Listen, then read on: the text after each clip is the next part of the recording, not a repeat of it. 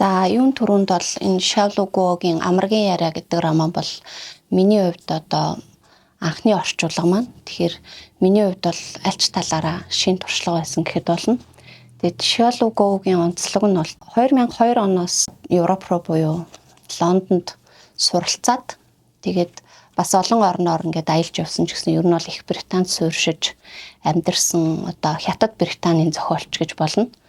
Тэгээ Шалугогийн тэр бичлэгийн онцлог нь дандаа одоо энэ өөрөнд орны сэтгэлгээний ялгаа тий хил соёл ингээд хоёр өөр хил соёл хоорондоо харьцахад ямар бэрхшээл тулгардаг вэ тий амьдралын өдөр тутамд одоо хилний бэрхшээл, соёлын бэрхшээл гэдэг юмыг яг тэнд очсон өөр газарт очсон байгаа хүн яаж туулдаг юм бэ? Тэр тусмаа бас өөрөө зохиолч хүн гэхээр улмал одоо тий хил бичгтээ харьцах, соёлтой харьцах илүү бас гүнзгий шаардлагатай ч байдаг болов. Тэгээ тийм учраас магадгүй яг энэ сэдвийг их хөндөж бичээд идэм болов гэж би бас анзаарсан. Тэгээ яг одоо нөгөө хэлнийхэн талаас гэхээр нэг дайгу бэрх юм шиг мөртлөө нөгөө талаасаа харьцангуй надад арай нөгөө дөхөн байсан гэж бас болно. Яагаад вэ гэхээр одоо жишээ нь нөгөө native буюу төрөлх хэлээрээ биш те тэр дорны Аз хүн одоо хоёр дахь хэлээр туурсан учраас Англи, Америк зохиолчдыг бодоход илэрхийлсэн байдал бичлэгийнх нь нөгөө хөнгөн хэв маяг нь надад бас ойлгоод хүрүүлэхэд илүү хялбар. Дээр нь ижлэхэн дорны хүмүүс болохоор сэтгэлгээч бас ижлэхэн байсан байж болно гэж бодож байгаа. Яг энэ номын тухайд ярихад Шалугоо өөрөө бас их онцлогтой зөвхөн зохиолч биш нөгөө найруулагч өөрөө бас кино зохиол бичдэг. Тэгээд яг найруулагч зохиолч гэдэг энэ хослол бас нэг төдийлөн үзэгдээд идэггүй те. Ийм хоёр өвөрмөц талыг яг нэгтгэсэн хүн болохоор Шалугогийн ингээд яг роман, уран зохиолын бүтээлүүдийг харахаар цэвэр уран зохиол гэхээс илүү баримтат шинжтэй. Өөрөө ч гэсэн тийжэлсэн байдаг. Би бол одоо ер нь бол баримтат уран зохиол гэж нэрлэнэ гэдэг те. Тэгээ яг нэрээ энэ номыг ч гэсэн уншихаар Шалуго ер нь өөрийнхөө амьдралыг бичсэн юм шүү те. Мэдээж угаасаа туулсан замл нь яг л энэ романы бүсгүнд туулсан дүртэй мэдээж ижлэхэн. Тэгээ тэрэн дээр бас нарийн нюансууд, амьдралын тэр жижиг гярхай ажиглалтууд энэ төр нь найруулагчийн гярхай нүднээс гадна яг өөрийнх нь тэр туулсан баримт ард нь байгаа учраас энэ роман нэлээд тийм баримт шинжтэй болсон. Ер нь бол Шалуго маш олон бүтээлтэй. Уран зохиолын тэгээд юуны кино зохиолууд өөрөө зарим нь найруулсан. Тэгээд бас нөгөө 9 твгээд дуртгал бүтээл нь одоо Голдсмитийн шагнал авсан байдаг те. Тэгэхээр ингээд дуртгал, намтар дуртгал, баримт уран зохиол, кино уран зохиол, кино зохиол гэд ийм одоо бичгийн хувийн хувьд маш олон төрлийг сэлгэж бичдэг ийм чадварлаг эмэгтэй зохиолч. За тэгээд зохиолынхын тухай ярих юм бол ерөнхийдөө одоо Лондоны Эзэн хааны коллежид кино антропологоор сурахаар очсон бүсгүй. Англи Германы гэх юм уу ирлээд залуутай тий одоо ийм романс үүсгэж байгаа үйл явдал. Тэгээ нөгөө зохиолт маань ийм тунганд тааруулсан хошигнолууд ихтэй. Одоо тэр нь ямар байдлаар илэрдэг вэ гэхээр дандаа хэлний ялгаан дээр тэр хошигнолоо айгүй хөөрхөн үзүүлдэг. Тэгээ би бол энэ романыг хувьдаа ганцхан дүртэй биш хос дүртэй роман гэж хэлмээр байгаа байхгүй юу. Угаасаа ч Амрагийн яриа гэдэг гот нэг сонирхолтой тал нь одоо өөрийнхөө дурлалт залууг хизэж тэр нэгэн ямар нэг нэрээр нь ч юм уу бичээгүй дандаа чи гэд одоо 3 дугаар биес ч юм уу ингээд хүүрн хийхээ хажуугаар чи тэгжүүлээ чи тэгсэн гэд ингээд тэгж харилцаад явчихсан бас бичлэгийнх нь хувьд нэг тийм сонирхолтой тал нь болоод идэг. Яг англи номын одоо аваад үзэх юм бол Хятад ханзаар нэрлэлцэн бүлэгч байгаа. Герман үгээр нэрлэлцэн бүлэгч байгаа. Тэгэд би энэ лүү шийдлээ болохоор угаасаа би монголчилж байгаа учраас Монгол болгоод ингээ буулгасан. Тэгээ шаардлагатай газрууд нь одоо зүйлт хийгээ тайлбарладаг ч юм уу те. Тэгээд нөгөө тийм бүлэг нь 8 бүлэгтэй байхгүй. Тэнгууд одоо бид нөгөө 408 зохис гэж ярьдэн штэ. Тэрийг яг ингээ задлж 408 зохисоор нэрлээд тэр нь бол одоо нөгөө дорны тэр юугаал шингээж байгаа юм болов уу гэж би ойлгосон. Тэгээд энэ романы бас нөгөө яагаад ингээ зүг чиг те бүх хороо ертөнцийн бүх зүг чигийг заагаад ингээ нэрлэлцэн гэхээр манай эмэгтэй бол одоо эцэг гэхээ нэгэн талдаад те тэр коммунист дэглэмтэй Хятад орноос бүр мөсөн одоо Их Британд сурах зорилготой Хятадтай ерөөсөө эргээд очих бодлого ямар сайндаа одоо би Хятадыг нөгөө герман хэлний эцэг орн те Фатерланд гэдэг үгээр би нэрлэмээр байна. Эцэг их минь байхгүй учраас одоо би нэгэнд их орн гэж нэрлэж чадахгүй гэдгээр одоо өөрийгөө илэрхийлж байдаг. Тэгээд нэг тэр цөм асуудал нь бол одоо нэгэнт бүр тэв дамнаад хэл дамнаад дээр нь одоо нэгэнт төрсөн нутаг ус хийгээд эцэг ихч байхгүй болсон чи өөрийгөө би өөр газарт яаж үндэслүүлж суулгах вэ үндэслүүл суулгахаас илүү өөрийн гэсэн орон гэрээ би хаана болох вэ тэр нөгөө хувь хүний тэр нэг оршихуун эрен бидэрсэн байдлыг тэр бүх л одоо зөв чиг инээр яаж байгаа тийм ээ.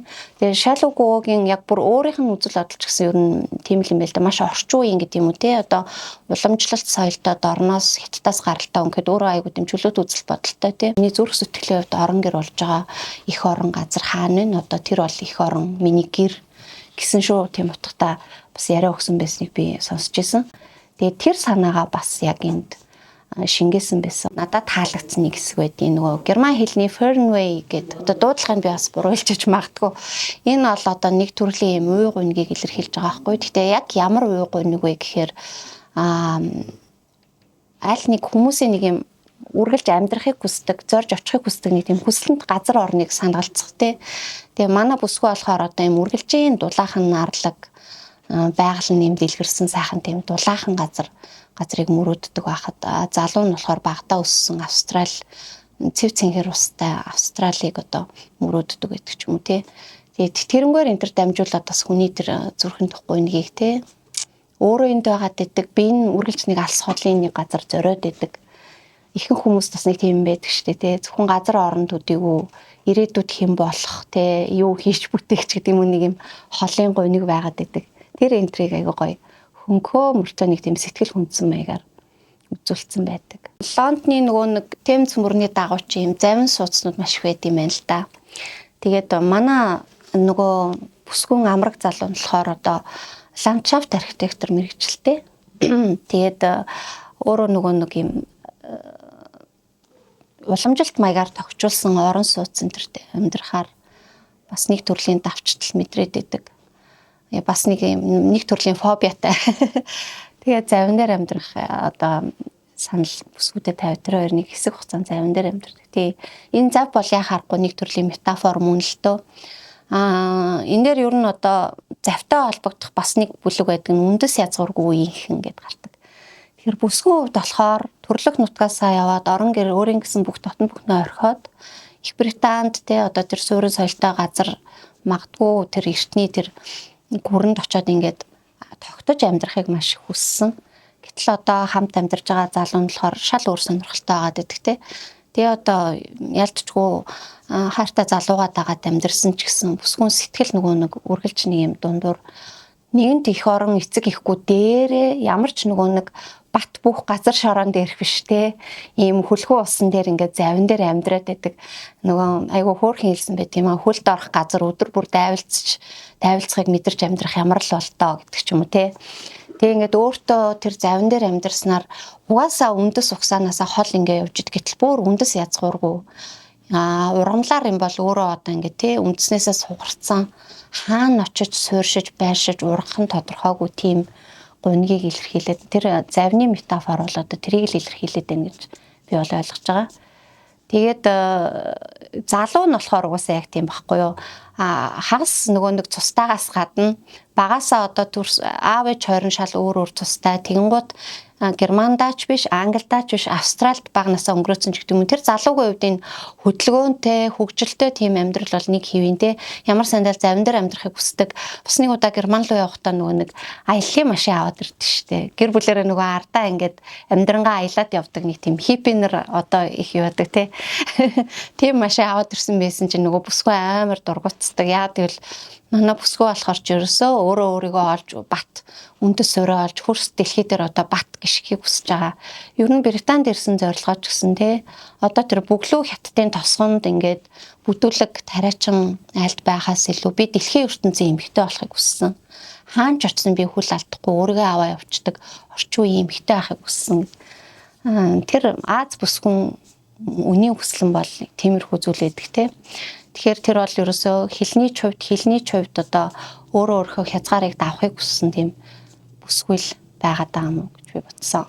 Тэгэд энэ номыг бол би одоо ямар хүмүүс уншихад тохиромжтой вэ гэвэл Европт гараад амьдарч байгаа хүмүүс уншвал тийм танил мэдрэмжүүд огтлцох байх гэж бодож байна.